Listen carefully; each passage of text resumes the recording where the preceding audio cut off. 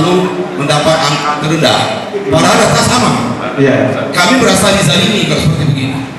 Ketidakpuasan dengan hasil pemilu di Aceh yang syarat kecurangan terus terjadi.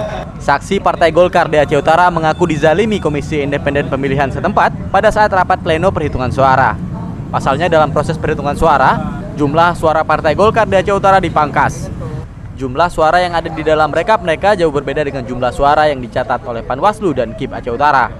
Saksi Partai Golkar mengaku telah mengajukan komplain ke KIP maupun Panwaslu Aceh Utara. Mereka mengancam akan menolak hasil pemilu dan menuntut pemilu ulang di Aceh Utara. Kita akan tuntut dan kita terus terang saja. Ini harus dilakukan pemilu ulang bila perlu.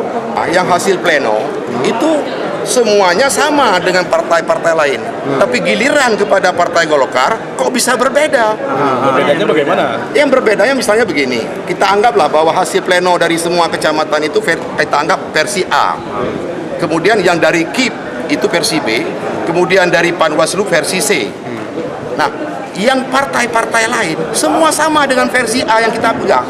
Tapi khusus kepada Golkar itu malah beda. Apakah lebih kurang malah dari data yang sebenarnya? Apakah Golkar didiskriminasi? Bukan hanya diskriminasi, tapi ini dizalimi. Dizalimi. Ya. Dizalimi, Golkar dizalimi. Ini dan kita tidak terima hal ini. Jadi apa langkah selanjutnya oleh Golkar? Kita akan gugat. Dan kita pertanyakan mana data yang benar yang bisa dipegang sekarang. Kenapa data Panwaslu, data KIP, data dari pleno kecamatan sangat berbeda? Ini luar biasa ini dizalimi. Apakah ada permainan di sana? Saya yakin itu ada. Dalam perhitungan suara di Aceh Utara, Partai Aceh mendapat suara terbanyak disusul Partai Nasional Aceh di urutan kedua. Saksi Partai Golkar menduga adanya permainan jumlah suara untuk memenangkan partai tertentu. Dari Loksmawe, Hidayatullah melaporkan untuk Aceh Video.